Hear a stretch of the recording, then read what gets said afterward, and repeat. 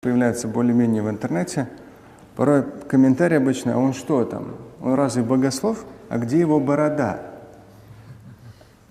И это такой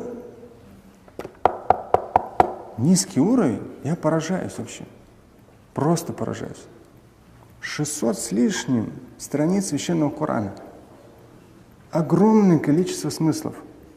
Бороды вообще нету там. Десятки тысяч хадисов.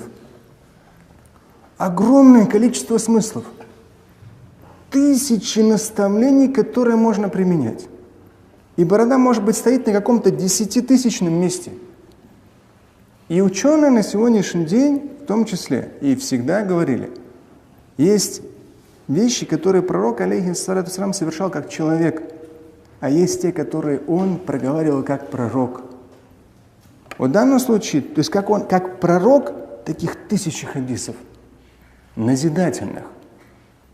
А что касается бороды, ученые говорят, есть разные мнения, в том числе одно из основных мнений, он это делал как человек.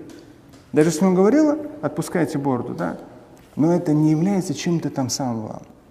Но так как ума не нужно, чтобы бороду отпустить, нейронными путями работать не нужно, физическую выполнять работу не нужно, трудиться не нужно, да ничего не нужно делать, просто несколько месяцев не брейся и все.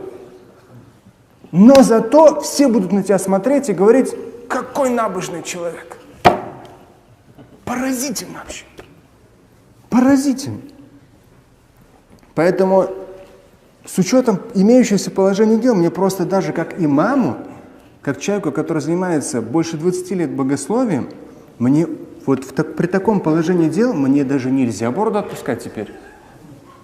Чтобы люди поняли, что это далеко не самое главное в исламе. Далеко.